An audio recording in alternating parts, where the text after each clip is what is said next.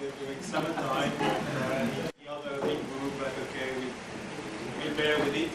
I mentioned Jazz very quickly because he has to run away. He's teaching a class tonight, so that's the most we're going to see of him.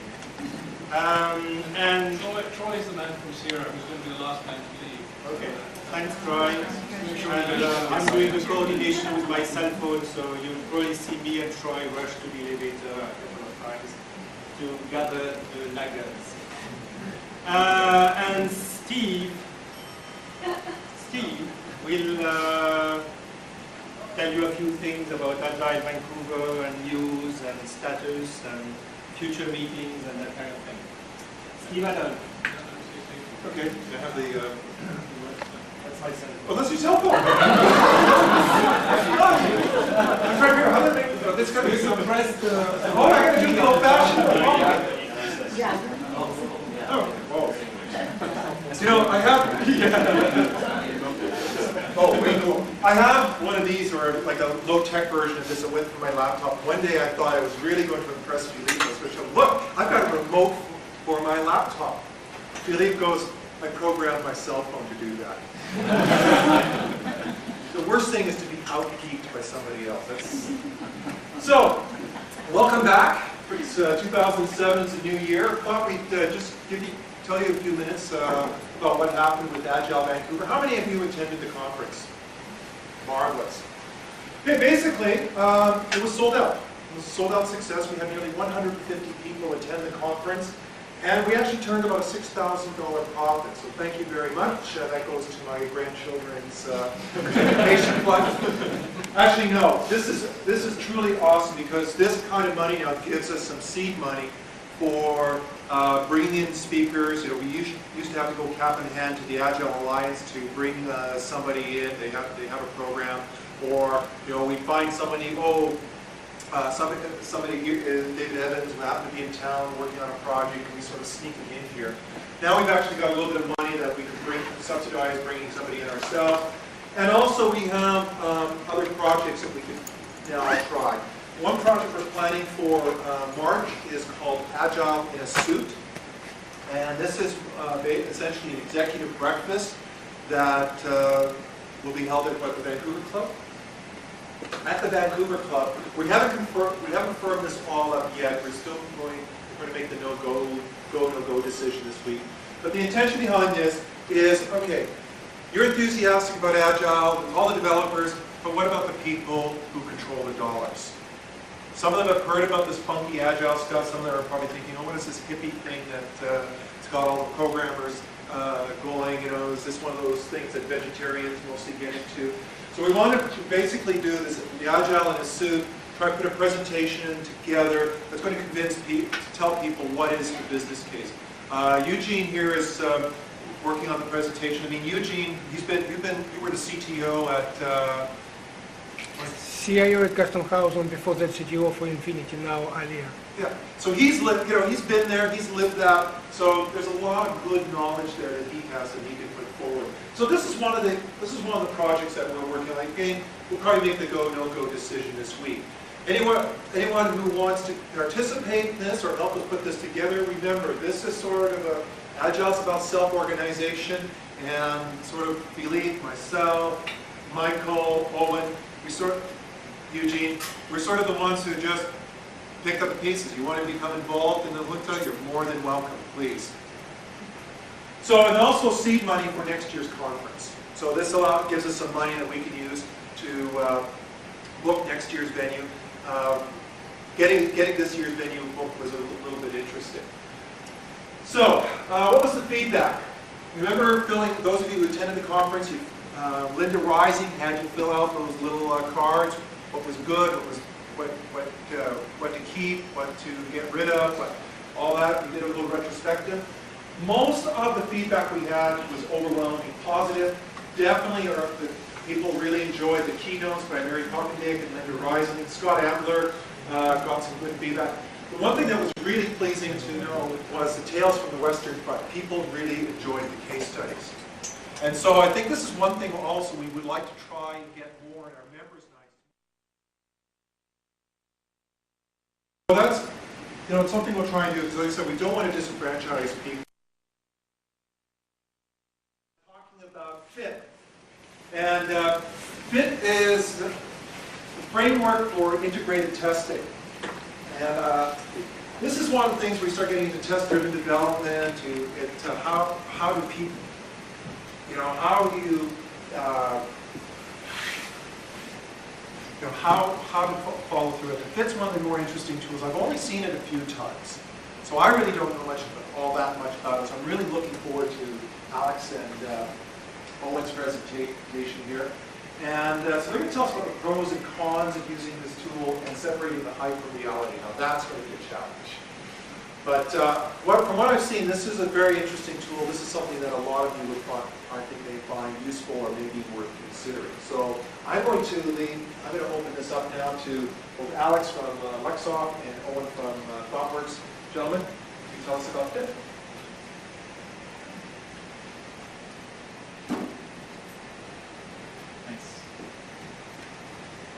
So, as you probably were able to infer from the pictures, I'm Owen, and this is Alex. And we're here to talk a little bit about FIT. Before we get started, how many people are using FIT on a project right now? All right. Some of the people that we've been working with recently are here. So, but nobody else. How many people have heard of it? Or read that there's a book that's come out fairly recently by Rick Munkridge and Ward Cunningham describing FIT. Has anybody heard of it? Yeah? Okay. All right, so there's some familiarity. So in this talk, we're going to provide a bit of an introduction to what FIT is. We'll do a demonstration so you'll actually get to see FIT in action. And for me, I've been on 5 different projects at 5 different companies where we've rolled out FIT as part of an automated testing process. And I've had varying degrees of success with it. Some things have worked really well and others haven't, but they've all been actually quite hard. So there's a number of lessons that I've learned that I'm interested in sharing with you guys. Alex also has experience rolling FIT out on projects. So we're going to be focusing on trying to use FIT pragmatically based on some of the lessons that we've learned from really using FIT on projects. So I've basically just summarized the agenda, and I'm also going to be providing some recommendations, at least in my opinion, about how you might want to think about using FIT on your project. So I'm going to start with passing it over to Alex. Alex will talk about the first part about introducing FIT and providing the demonstration, and then I'll follow through and provide some recommendations. I was only in one company who tried FIT. And I wouldn't say that it was only one project, because it was an extremely big project, continuous and going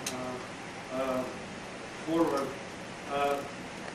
My experience, same as Owen's, is mixed. And I would say that FIT didn't satisfy all my expectations, but as usually in agile development and in things that you try for the first time, sometimes they don't work.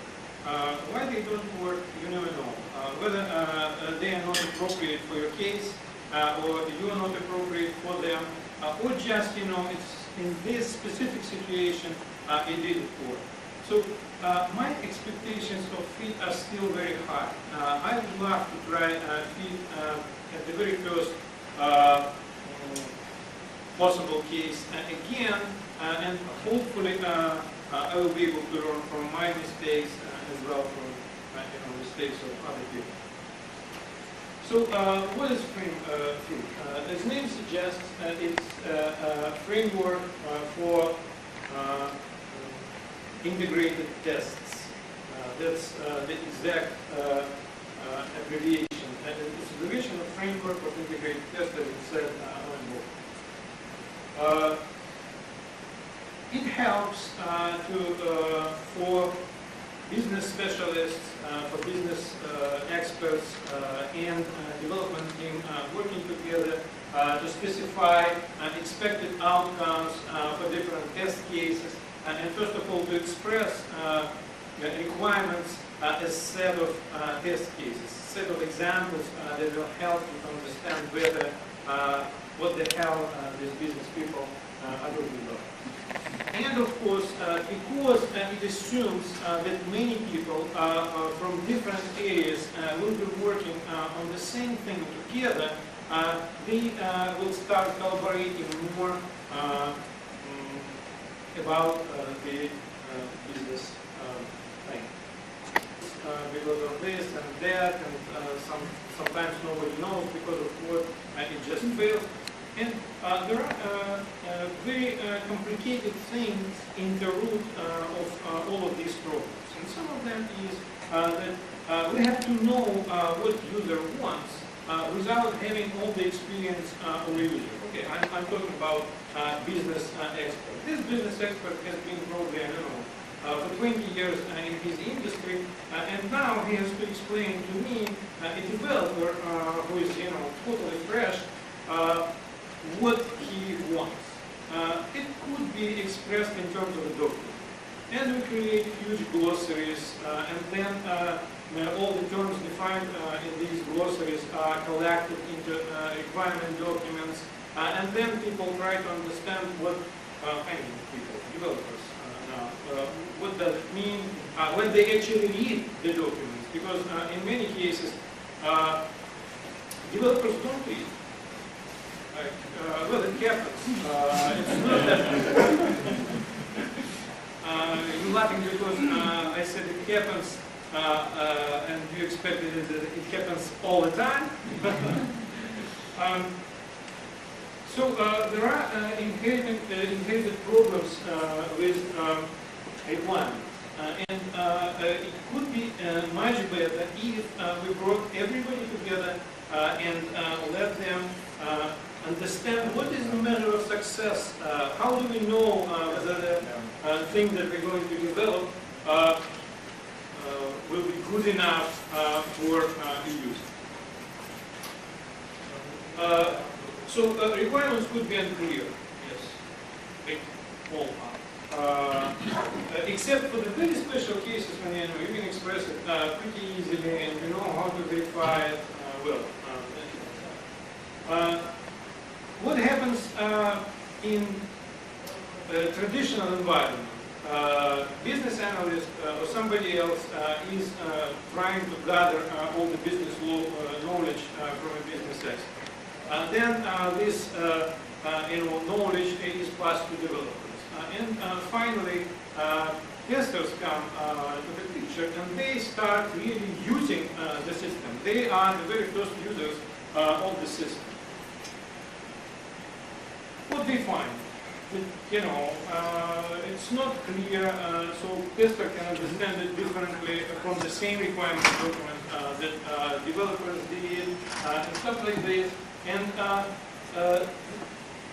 developers are getting to the process too late. This is, problem. This is only my personal belief. Another thing, that when developers start develop the system, they start using their own language. And instead of, I don't know, shopping cart, well, shopping cart is a bad example because now it's everywhere, but it could happen that instead of shopping cart, we will talk about collections. And these collections is something pretty much the same, but it's different. And when it gets to testers, the language becomes pretty different. It's it's spoiled with technology and stuff like that.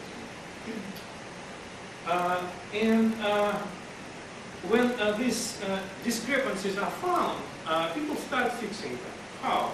They change code, they talk to each other, they change tests. But I doubt that anybody will ever change the requirements. Usually they are forgotten. It happens late in the project when everybody expects the system to be running like tomorrow. There is no time to fix discrepancies with requirements document. So these are the challenges that I believe FIT is going to help us to resolve. Another problem with software development is regression testing.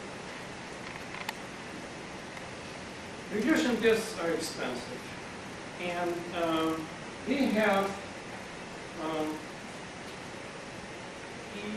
to cover the system with regression tests. I'm talking about automated tests. Usually, the system is covered by manual tests, and people will be working if they have time, and they are not squeezed with their dates. They will work on regression testing. To develop thorough regression coverage, you have to do lots of job, and those regression tests have some features that make them hard to maintain, like fragility. If you create a test based solely only on UI testing, usually it is broken in the next release. And then because of expenses, because of the high cost of the testing, they will be probably developed by the end of the release test. So these are the real challenges of real life in software development. Now, how Fit can help us to work on these problems. So, as I said, Fit is a framework for integrated tests. I will show you now the example of using Fit as element. So we have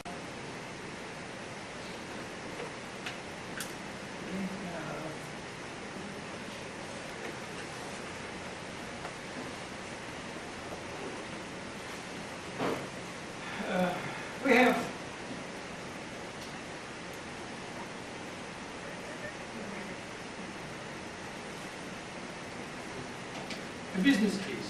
It's a very simple business case. We have a bookstore called X and Y, and there are very few business cases. There is a catalog of books in the store. Administrator can manage the catalog.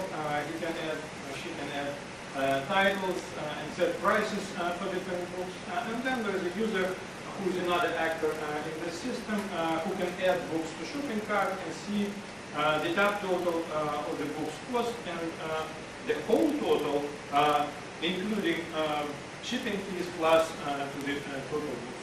So this is a really simple case. I'm sorry, my page doesn't fit the page on the projector, but I will be switching that. So, in order to test this business case, we developed three pretty basic fixtures. What fixture is? In order to be able to create a fit test, which basically is a table. Let's take a look at one more.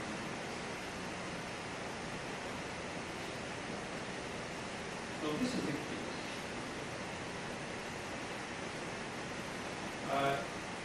In order to develop it, we need simple syntax of fitness. Okay, what fitness is? I'm sorry, one thing. You can run fit tests in many different ways. Two major of them are that you develop your test tables in HTML format, and then you run them from command line, or there are some test runners, but they are pretty basic. Another way was suggested by people from Object Manager who develop fitness. This is a wiki. Who doesn't know what the who knows what the wiki is? Good. So this is wiki with features that allow you to run, to edit and run fit tests right from the wiki. This is very convenient for the very beginning, but I believe that Owen will tell you more about it. So this is our fixture. What do we do here? this fixture describes, did I finish talking about what fixture is? No. In order to hook these cables to your production code, you have to develop a piece of code that will allow this. This is usually a pretty simple program. I'm not going into many details, information details, but this is pretty simple. So, developing a fixture is simple. Getting all the examples right is much more complicated. So let's take a look at this one. We want to describe the functioning of bookstore in sequence of steps. First, we want to make sure that when we started, the total is 0. Makes sense. And let's assume that it was developed not by me, but by me and some business person who actually will be running the store. Next, we have to add some books to the catalog. So we set price for book Rapid Development by Steve McConnell to 100. And we set price to book Unity Nutshell by Tim Robbins to 22.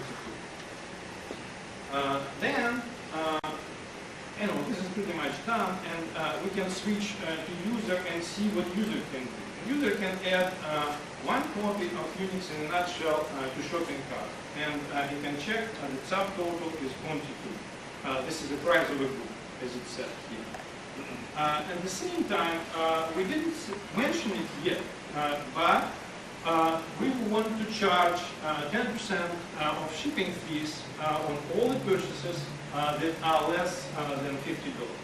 So in this case, we have to add 220 to the total, and we want to make sure that the total will be 22 plus these 220. And then we want to add one more book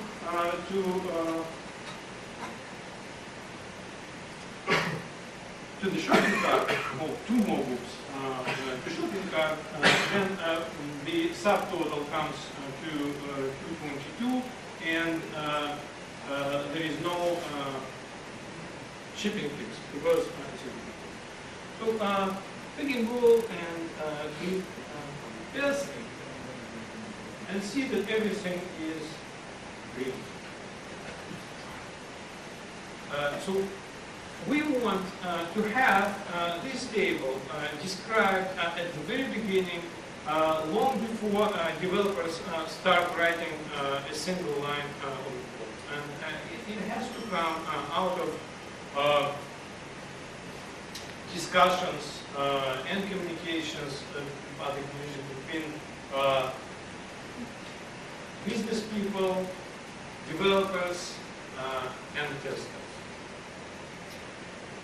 Let's get back and see how else can we support, what else can we do? This is a pretty simple case, but how do we know whether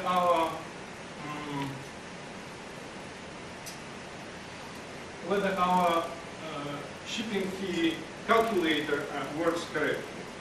We want to provide more examples of different amounts and make sure that all of them are calculated correctly. So in this case, we see that there are some interesting cases. Like for $50, there shouldn't be fees. And let's try this.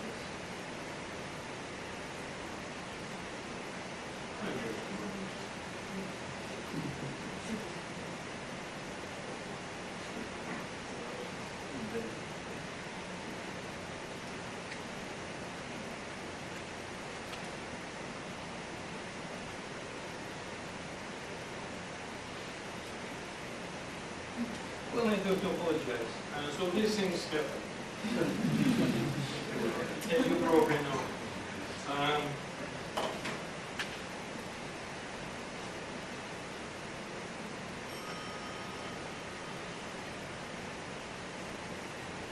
But the key to this case is not whether this test fails or not.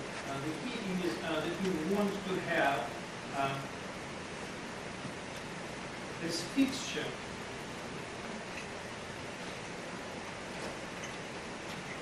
which will help us to discuss the certain rule in terms of the paper. So now it's a matter of your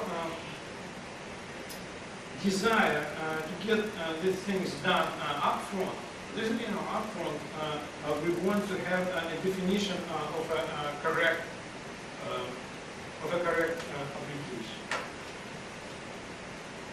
Now, if we can get together before we start development and define our rules in this executable form, then we would know when we are done. Because as soon as they all are green, we know that the major development is done. This is pretty much it. So there's a couple of things that does it make sense to start, to take some questions regarding the details of fit tests before? Okay. So that fan you brought, how would you fix that? Because obviously that could happen. How easy is it to work with fixing problems? We can work on it, but I doubt that then we will fit into our time frame. Usually it works as everything else in software development on case-by-case basis. So in this case, it's probably some changes at the last moment broke these two tests. But they were broken not because they were not executed correctly. You see, the test says that there are exceptions. So it means that somewhere in between, as I said, this fixture, which connects these tables to real code that is sitting on this box, something gone wrong. Let's see. So it's a real code that's sort of the exceptions rather than the... That's right. We can see. We can see. This is, by the way, an example of the error message that is provided by, I'm not sure if everybody can see it.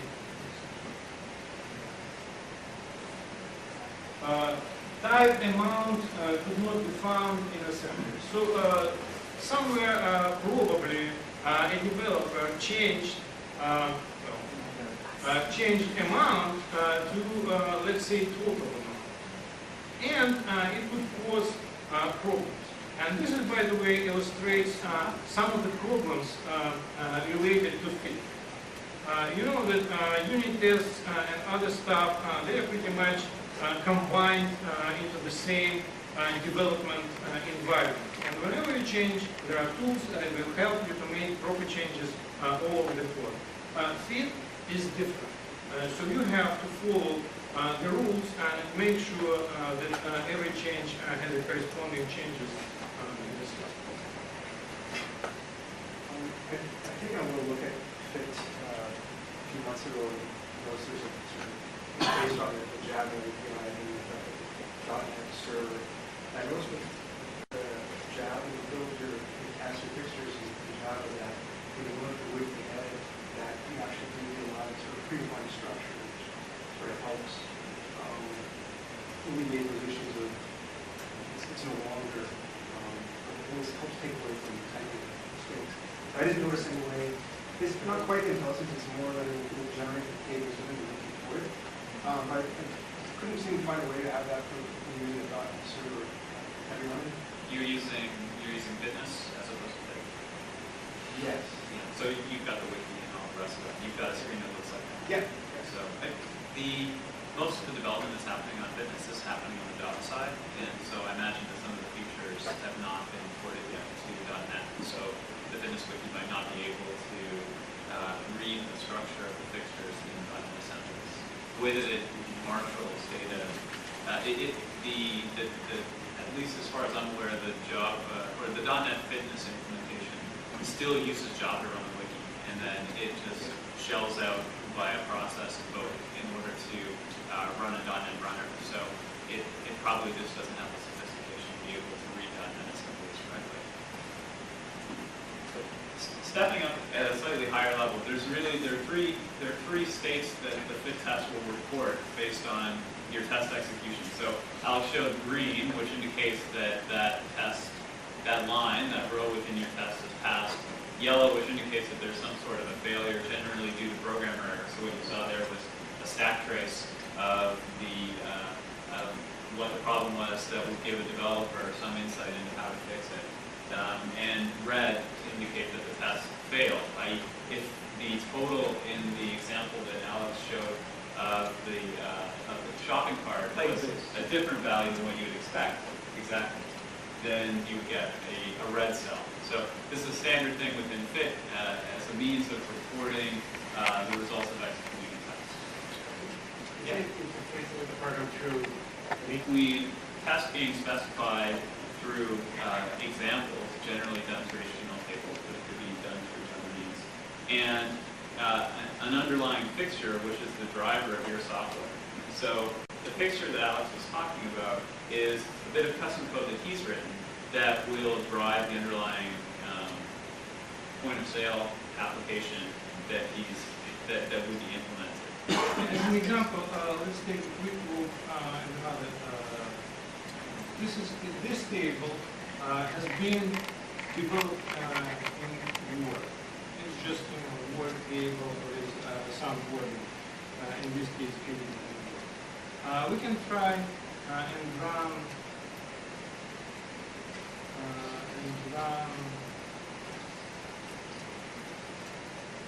it directly without using any wiki or stuff, which could be handy in many cases, especially if you want to run it automatically, if you don't want to get into the stuff. So we run it. We see the message that is, we got 6 tests right, and we can see result in another HTML which is generated by FIT, and it shows all the stuff. This is another way of running. Sorry, there was a question in the back. I'm sorry. Do we go up even a couple levels higher? Yeah. Is this a tool that a business analyst could learn how to use and write requirements before any code's written? That's exactly the idea, and that's what I wanted to get to next, which is underlying the technology and the specific implementation here, whether we're talking about fitness or Word. Really what FIT is about is it's a mechanism for specifying requirements through examples. So rather than trying to specify what it is that a system needs to do through some textual description, instead the idea is that you use explicit examples with real data that describe how it is that the system is supposed to behave. And the goal then is to be able to take those examples and use them to not just automate some regression testing, but actually drive development of the underlying functionality.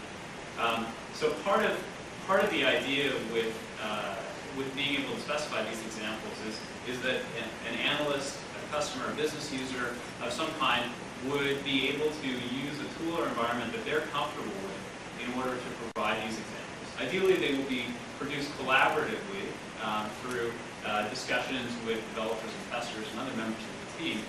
But these tests are owned and driven and created by the business users. They represent their understanding of how the system is supposed to operate. And ideally, as was demonstrated with fitness, they also have a mechanism to execute those tests and play around with the examples that they produced. So they actually can see when they change the data and they expect that test will fail, they can see that test fail. So it gives them a lot more confidence that the system has been implemented in accordance with their expectations. Can you scale this up so that you can import lots of real-world data and run a huge test on an automated basis? Potentially. I don't know if FIT is necessarily the best tool for doing that, but the idea underlying FIT, I think, is very amenable to that. And I'm going to talk more about that as we move through the presentation. Yeah. I think basically that this question is something that will be answered by the rest of the presentation. Sorry, please. Can you show that little table with the price and the shipping? Greg David's advocate. Why is this good to drive development? Not that table. You know, the one where you continue the thing. I could implement this by having, cascaded if then else. If price equals 0, then 0. If price equals 10, if price, and succeed the test. That's right. And only break if somebody comes up with something a little bit more.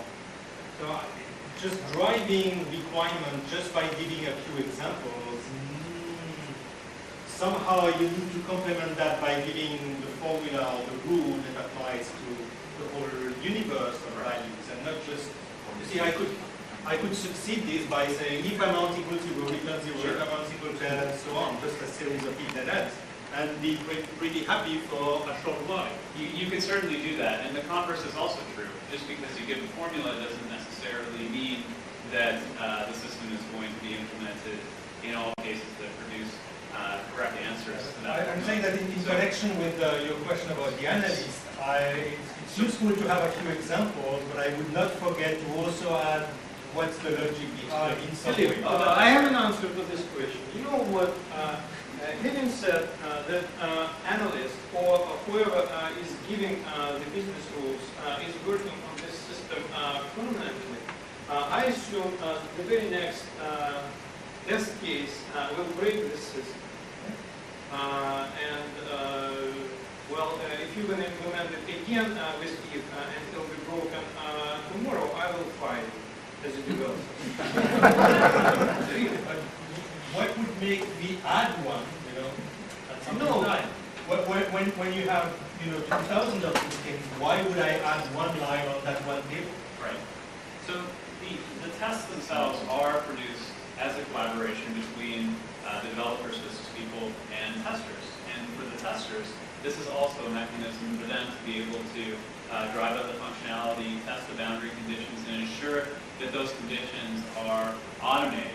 And at any point, somebody can go in and edit the test, change the values, and verify that for a new given set of inputs that the system actually behaves in accordance with their expectations. And if they find that it doesn't, then they add that line into the table, and you can show that to the developer and say, so it didn't handle this particular case. I mean, you're right. You could just do a whole bunch of if then else's, but at a certain point, you do need to trust what's happening in the underlying system. And plus, this is not your only gateway into the system. At a certain point, you are also going to go and validate it through actually using the system. Go ahead. I think this is fairly, I'm not sure how realistic this is in a real world example, because usually you would have to pull the requirement of, no, this is 10% of such and such. Do you mind if we switch over to that? It's more than just this tool that allows drive out functionality. And those examples are specified quite efficiently through the use of tables. And that's kind of the underlying basis behind fit. And not only that, but these tables are derived collaboratively. So it's not an analyst or a business person sitting on their own and producing this. These examples are fleshed out as a product of a discussion that occurs between the people responsible for producing the requirement and the people responsible for implementing and validating it. I'm actually thinking of using this. Working. So I don't know if everybody heard the question, but the question was, what about, instead of using fit through producing tables of data to validate inputs and outputs, what about using fit in order to test workflow? So I expect the system to do this, and then this, and I want to validate this at the end. You can certainly do that. There are different types of fixtures. So Alex showed a couple of the base fixtures that are supported within fit. So one type is column fixtures. Column fixtures are where you have each row specifies an example of an input or an output that you expect the system to produce as a product of certain inputs. There's also action fixtures, which specify a workflow. It consists of essentially a very simple vocabulary for how you want the workflow to operate. So you say basically, do this, press this, check this. So it's very much in the language of the domain. There's also an extension to Fit that's called Fit Library, which introduces a new type of fixture called doFixture, which is much less structured. It essentially provides the ability to implement a domain-specific language through Fit, through the use of tables. Now, underline that in terms of the fixture implementation, if you want to be able to drive out the tests, or drive the system through the user interface, you can use a tool like Water, which is it's a Ruby-based wrapper around the Internet Explorer. Oh, is it? Yeah. Okay. The original Water is implemented in the original report. So that uses IE in order to drive a web application. And it consists of a very simple language for identifying elements within a web page and clicking on them. So yes, you can certainly do that. It's one approach. My experience is those tests can be brittle and slow. But it's really, you find out with any sort of automated regression test. One thing that Alex and I have been talking about is, and this was given by, this example was given by Rick Wendler, who's in the office of the book, is using doFixture in order to specify the happy path workflow. And then use column fixtures in order to elaborate on that workflow. So one of the problems with, one of the challenges that if you get into using Fit that you'll find is that it can be quite difficult to evolve and maintain the suite of tests that you're producing. So Fit provides this layer of abstraction between code and test specifications. And that abstraction is good because it allows you to specify tests in a language that's independent of the language of implementation, and tests can be defined before the underlying functionality is implemented. On the other hand, it means that the underlying system can change independently of those tests, which means that you need to change those tests as an extra step. So anytime you evolve the system under test, you've got the overhead of going through and refactoring all the tests that you produce. Can you generate OLJ test cases from this so that the developer can then use to try and get things in sync and be aware that they're now out of sync with the cases? You could. I'm not aware of any examples of doing that, but it's an interesting idea. I'm not. The problem is you would need to be able to reverse generate the tests from the JUnit fixtures. That might be a little bit tricky. Just one thing, I want to make sure that I understand.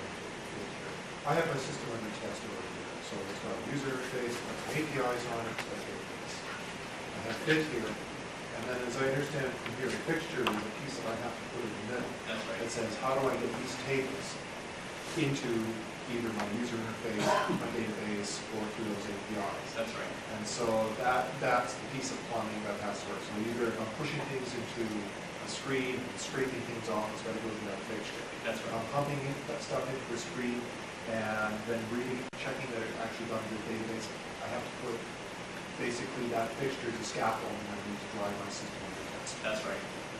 And but what Fit buys you is it simplifies that mapping to go from one to the other. So if you're interested in how the plumbing works, let's say, for example, you've got a column fixture where you have different columns that describe different types of data that would be input into the system. Each column header maps onto a field within a fixture class.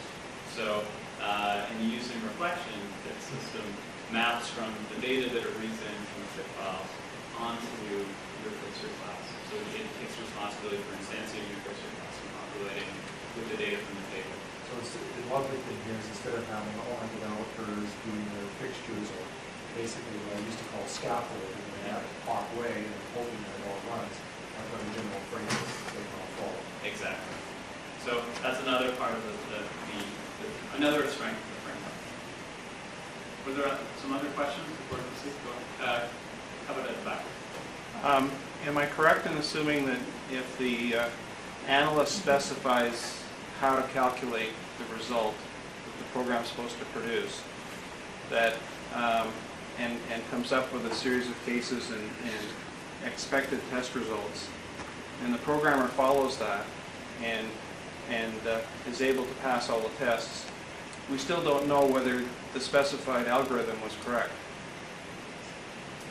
Well, you can always try and disprove it by providing a counterexample. Is there any case when you can be sure that the implemented algorithm was correct?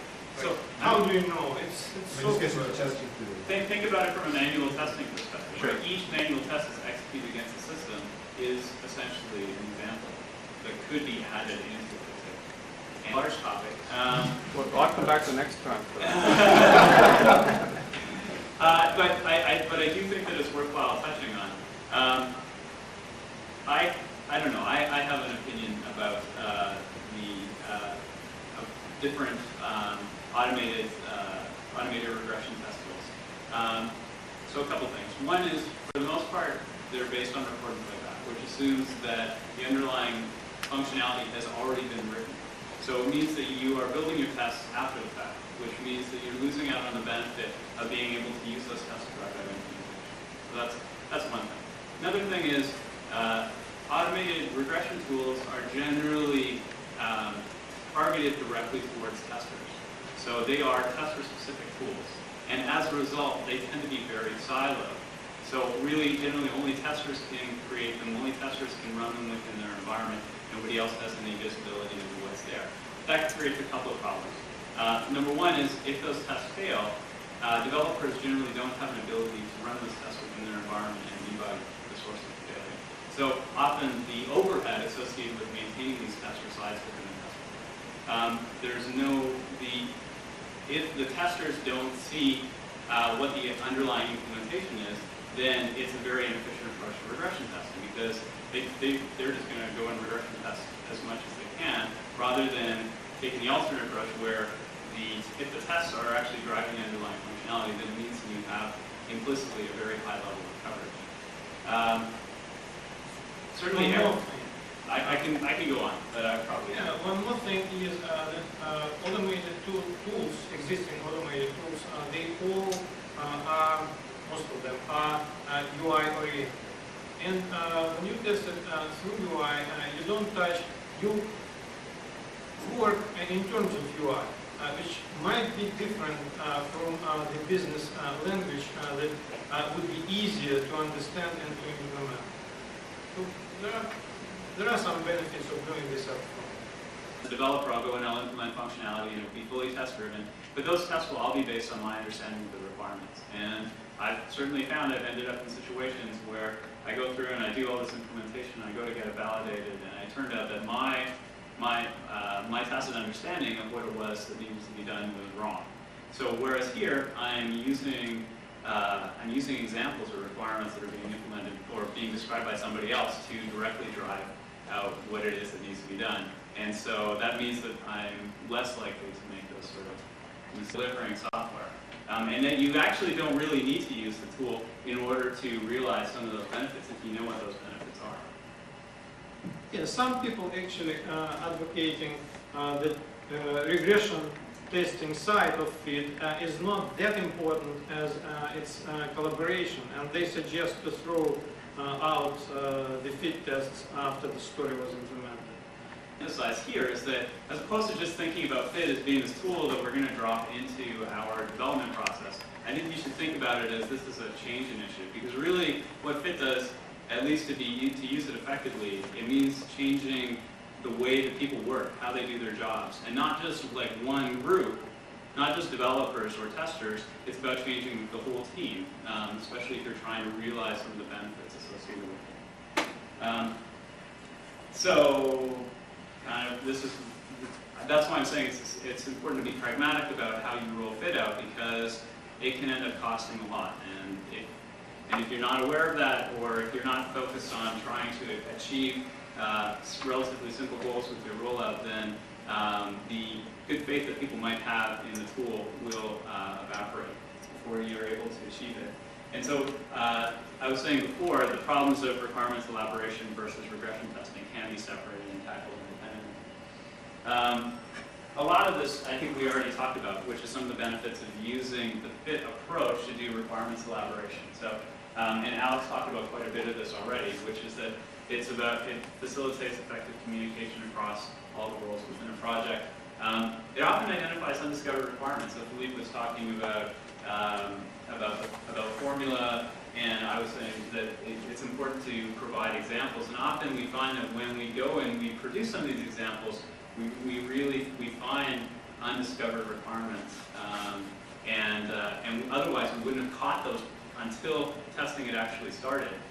Personally, I think that having testers involved in this process is a huge asset, because they think so deviously that they're often able to uncover things that you just wouldn't find until later. And so having them actively involved in an earlier stage in the process is immensely valuable. Another one of the goals is that it's about reducing the waste associated with intermediary artifacts.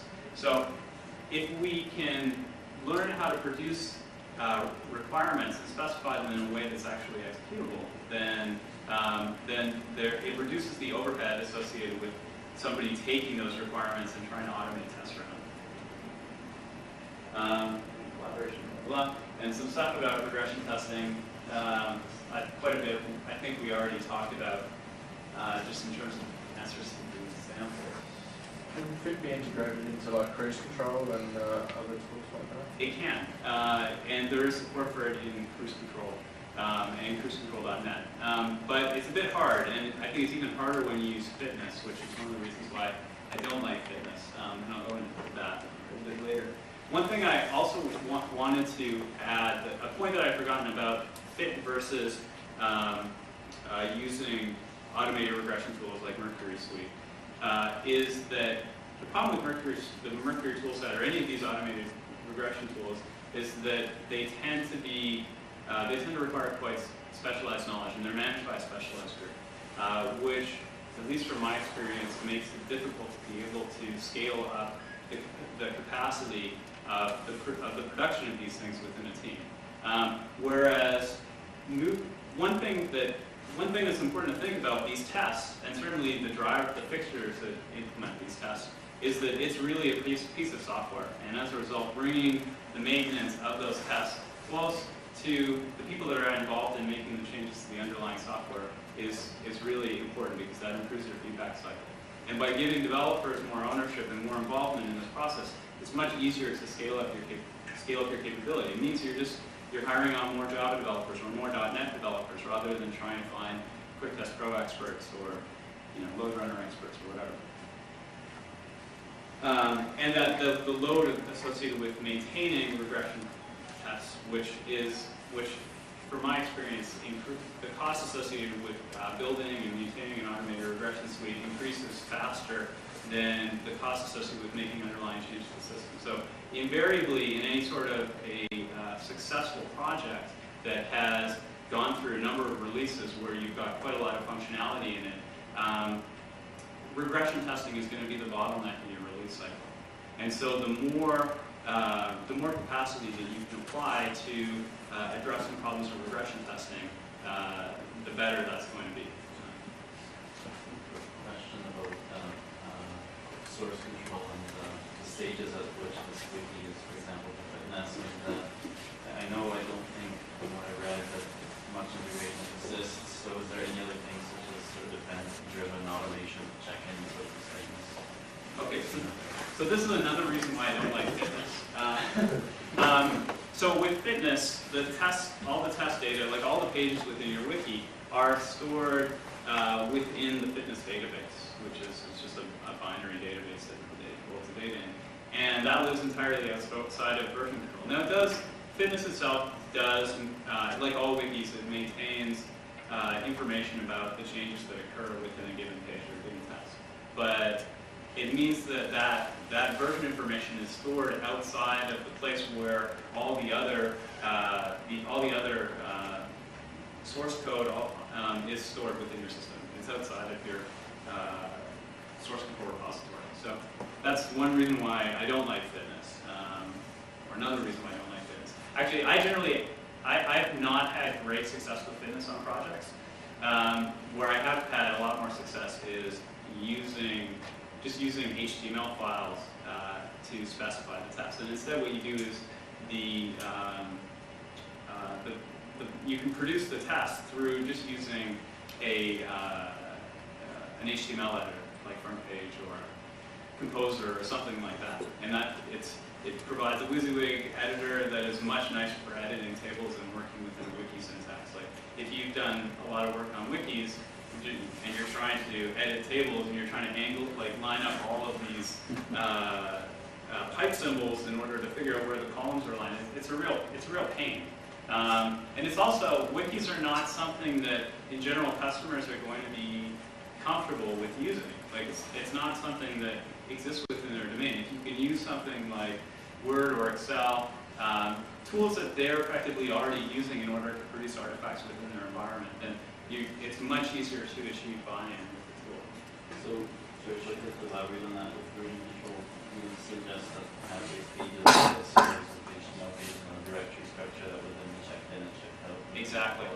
And that makes it really easy to integrate into your build process too, right? Because you just set up a directory runner that's running against a folder checkout for your source control system, and you can publish the results for cruise control. It's very easy. There are some mechanisms to integrate fitness into your build process, but it's a bit of a pain. And that's a good question. And Fit comes out of the box with support for integration with Excel. So you can specify tests within an Excel worksheet, and then you can point the Fit file runner at that, and it will use POI, which is a driver to suck the data out of Excel, and then it outputs it as HTML. Or if you're using with the Word example, did you export the contents of the Word document to HTML, or was it running off the Word document? I used save as HTML in Word. But I know that other people are working on Excel and Word integration, because these tools really look very appealing, because everybody knows how to use it. So I put together some slides which list, at least in my opinion, some of the pros and cons associated with using the different tools. So we already talked quite a bit about fitness, and many of the sort of objections that I have to fitness, you guys already asked questions about. What exactly is fitness? So fitness is a wiki with Fit integrated into it. And there's a number of things that are really nice about it. So the pros of fitness are, as it's a wiki, anybody can edit the contents of a test. You don't need any special tool or anything like that. It's just directly from within your browser. And it's a simplified syntax so that the end users don't need to know HTML.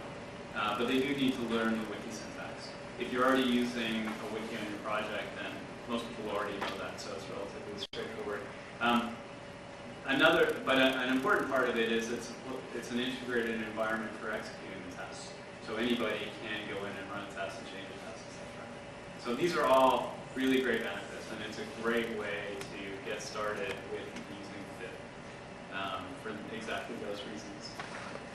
They've also made a number of extensions to Fit that are very useful, so support for test setup and teardown, and there's some test refactoring support. So some of the stuff that this gentleman over here was talking about, you were talking about it will automatically provide you with a table structure on the basis of your fixture is something that's very nice, because otherwise, as a business user, you don't really, it's hard to remember, oh, was the column named this or was it this? And they run the test and they get an exception, and then they go and ask the developer, and then the developer say, oh yeah, I just renamed it the other day to this. And so that can also get can be helped with using fitness.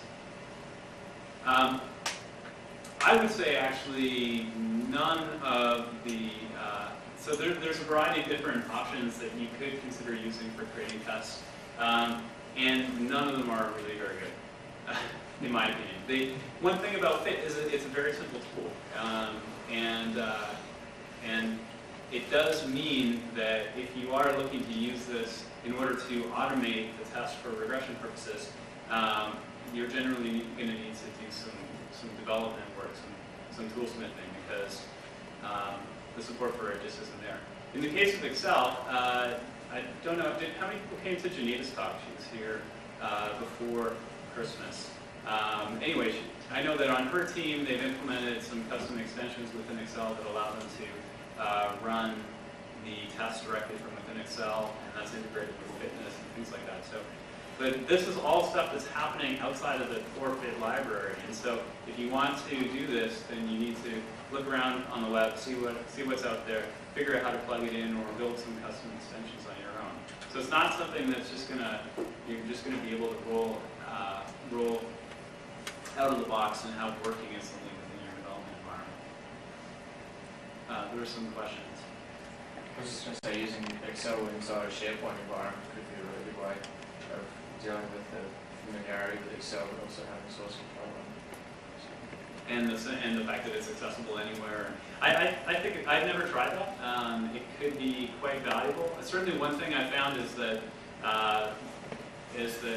testers or analysts, whoever specifying the test, are often using Excel in order to do the computation themselves to figure out what the expected values should be, and then they're copying and pasting that into a wiki or into an HTML page. And a key idea behind fit is to eliminate that redundancy, eliminate the duplication, allow these non-technical users or non-developers, I should say, to use the environments that they're familiar with to specify testing. One thing I have down here at the bottom, I have other, and one area that I found where I've had very good success with using fit, is actually not using fit at all. It's using the idea behind the fit approach. But look for artifacts that are already being produced within your environment, within the environment that some of the people here are familiar with. We had database files which were generated from